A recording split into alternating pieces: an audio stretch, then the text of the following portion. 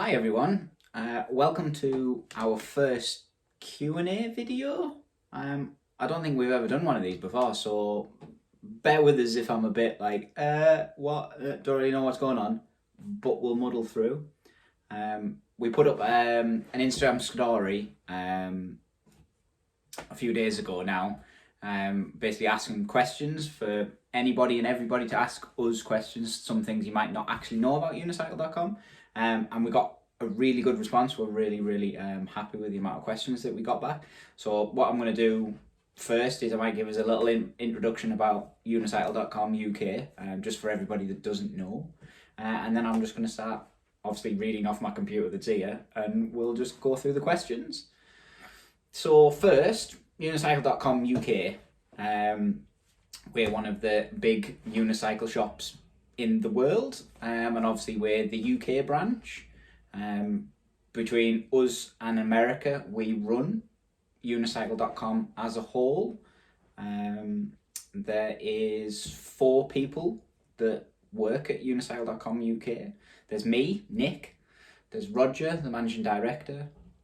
Paul, who handles lots of the account side of things, and Rachel, that handles a lot of orders and all the things that go into doing orders.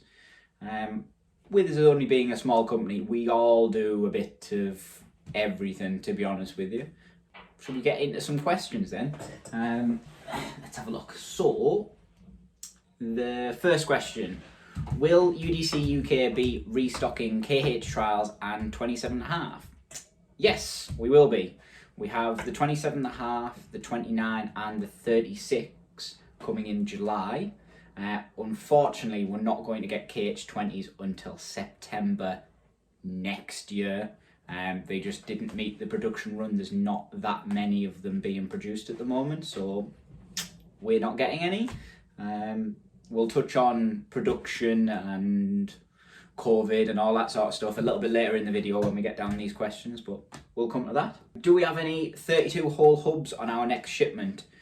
We don't, not on our next shipment. Our next shipment is July, and we don't have any 32-hole hubs coming. We do have the standard 36 in 100mm wide and 127mm wide. They're coming in July, but we do have a very special hub coming in from QAX very shortly. I don't know if everybody's seen this. It's basically one solid piece of machined aluminium, or aluminum if you're in America. And it's 32 hole, looks very nice. It only runs their splined Q-axle system, but if you're really wanting to build a 32 hole wheel, we've got them coming in. What's another word for unicycle? Fun. Is that a question? Don't get me wrong, unicycles are fun, but maybe he's just making sure everyone, unicycles are fun. Okay. How long have you been unicycling for? Well, me personally, Nick, I've been unicycling for around 10 years.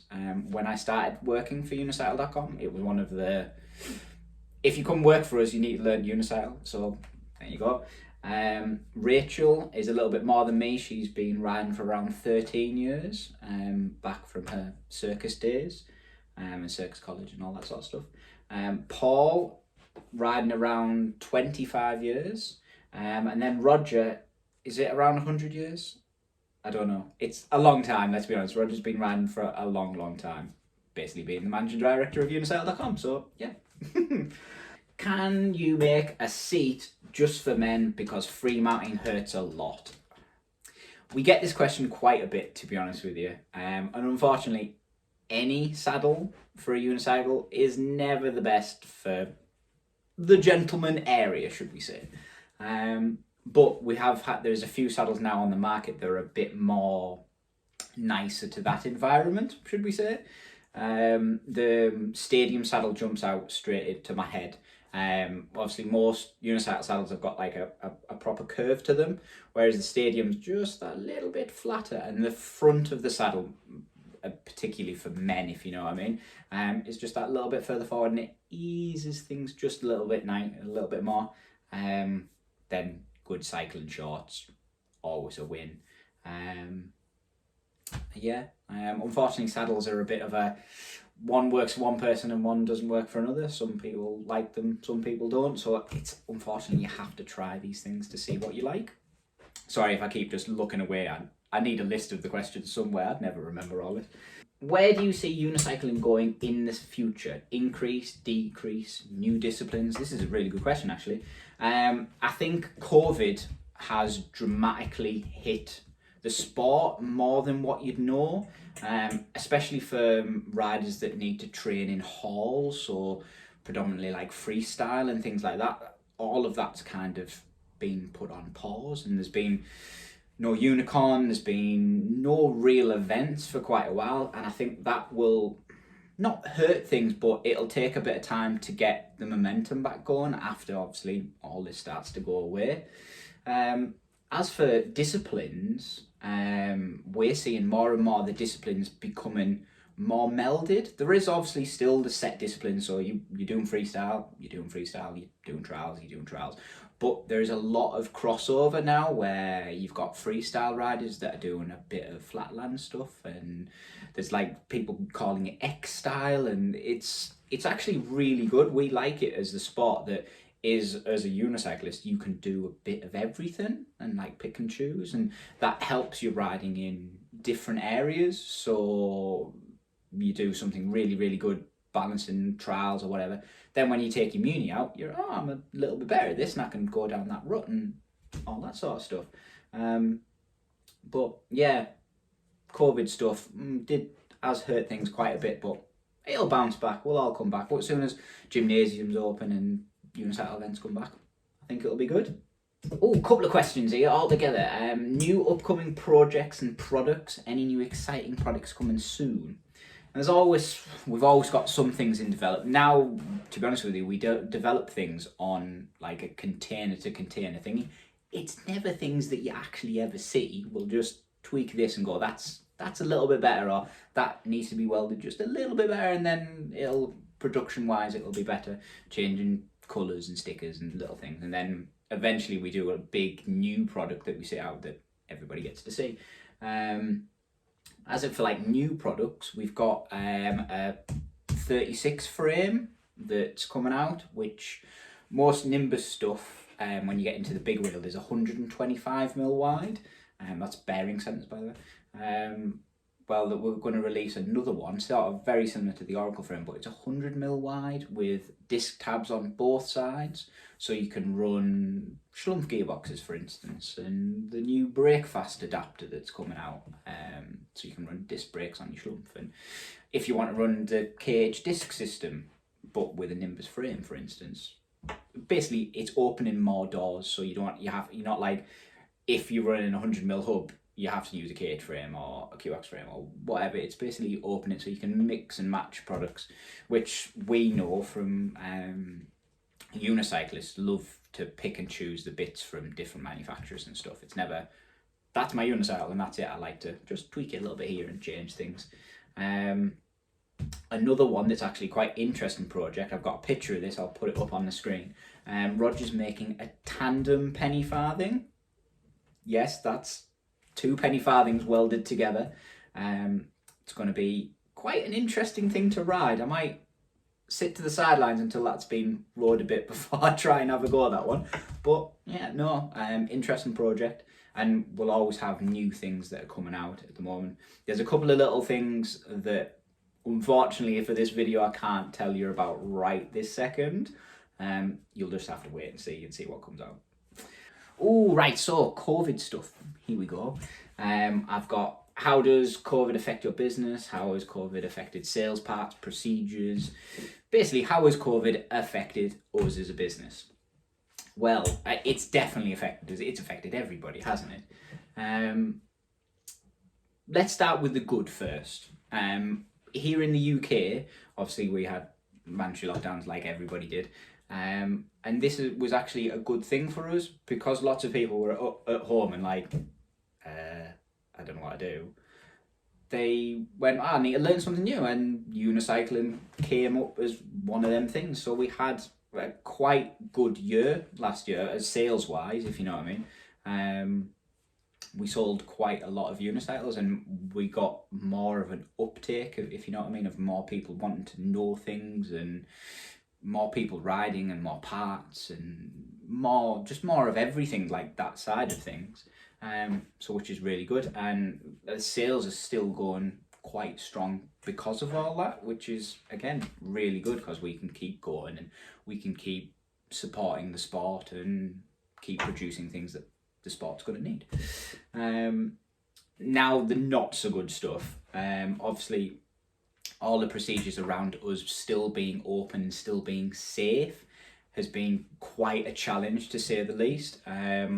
Just as a sort of a quick overlook of our procedure, there's only ever one person in our office and warehouse at any one time, and everybody else works from home. Sort of standard most places, if you know what I mean.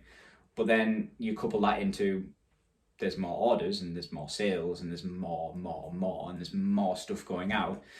The poor person in the office, or office and warehouse I should say, is quite run off their feet, running about. And obviously there's lots of, working from home is a new challenge for everybody. So having to do all this stuff and figure out how to do this thing on this site, but you're doing it from home, and you're not in the office where all the files are, and blah, blah, blah. There's any amount of problems, and anybody that has worked from home will understand this.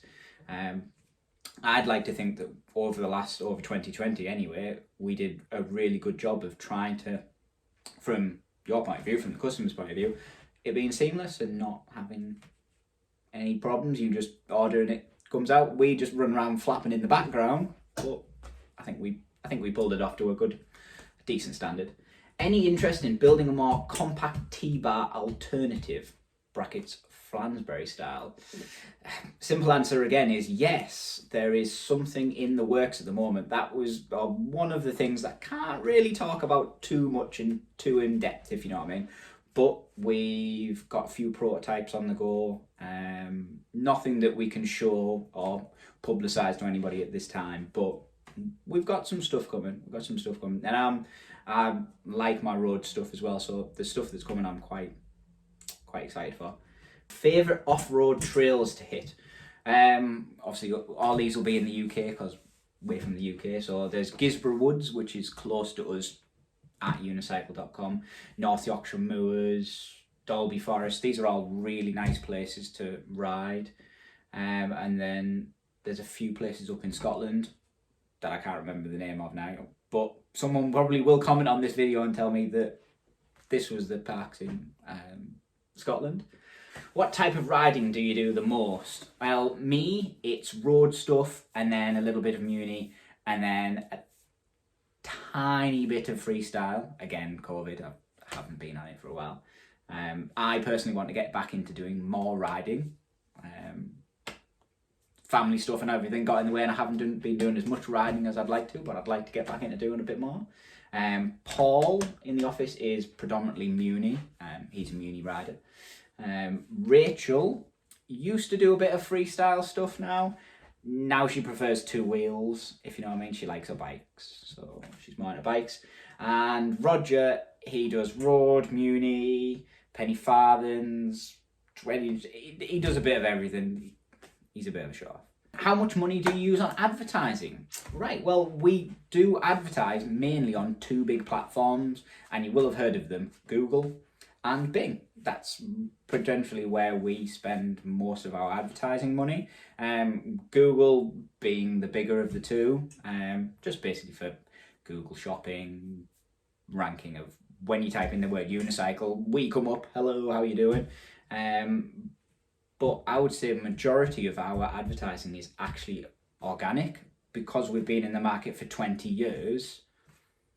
It sort of reflects, and it's that whole word of mouth thing, so people will find us, and our name kind of makes it a bit easier.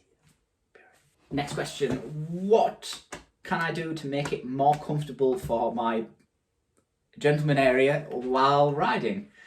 I'd just like to interrupt past Nick there. He misread that. He read gentleman area and he should have read buttocks. Thankfully, the answer he's about to give is about both. So just gloss over that, continue watching, I just thought I'd make that clear. Anyway, back to past Nick. Again, like I mentioned the saddle before, try different saddles. I got one of the very first air saddles from Nimbus when they came to market, and to give it a good test, I went out riding without cycling shorts. Spit my tongue out and start again. Without cycling shorts on, and anybody that rides with cycling shorts wouldn't go, oh, what are you doing? But it was actually, I'm not saying it was like sitting on my sofa, but it was nice enough where I got to ride and it was comfortable, and I did a decent distance, and I got off and I didn't fall off and couldn't walk or anything. So maybe try an air saddle. Handles, if you're doing distance, are really good because you can support yourself and you can actually move around a bit on the saddle and lift yourself up, and you can get a bit more comfort. Like I said, cycling shorts. If you're not using cycling shorts, get some. Or just man up, whatever. Just, you need to try. It's not one thing fixes it for everybody. It's different things for everybody. So just try it. I have, is that a comus unicycle with a Naomi saddle. Is this good for trial? I'm not sure about the Unicycle, to be honest with you. I don't know if it's an American brand or some other brand that I've not heard of. But depends on what, like, if you're going off-road riding with it, the saddle's more than good enough for that because it's designed for trials and jumping on and stuff. So that should be fine. If you want more information on it, send us a photo of the Unicycle. Just drop us an email and we'll tell you what will be good and what will be bad. Don't know that Unicycle. Why is shipping so expensive? Are there any other options that can be offered to Canada other than DHL? Sorry, I misread that.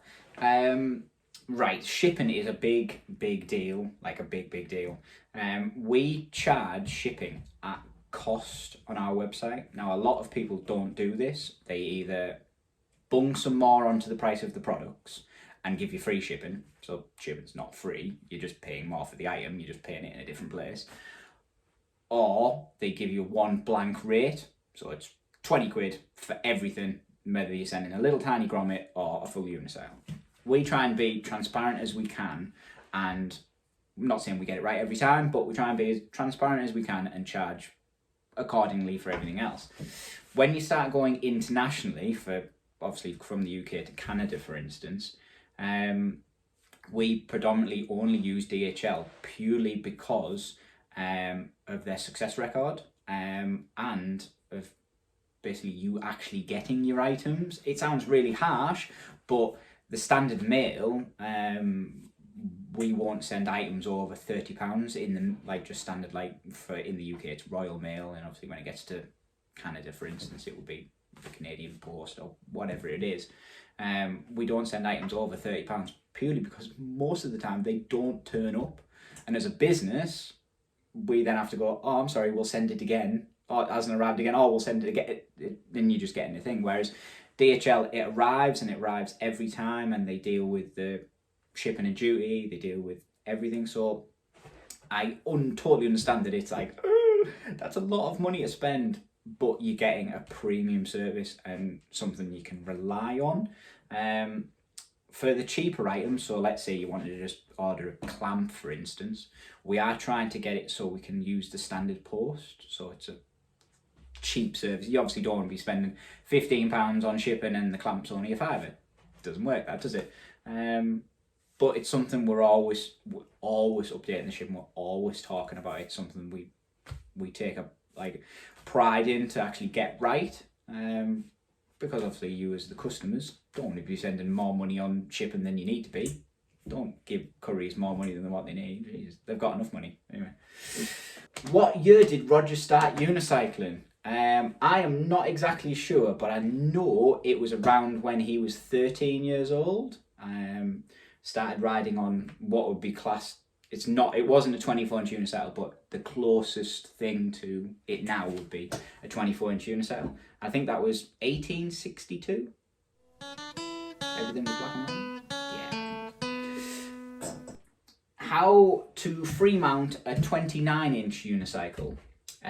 Well, it's the same principle as any unicycle, to be honest with you.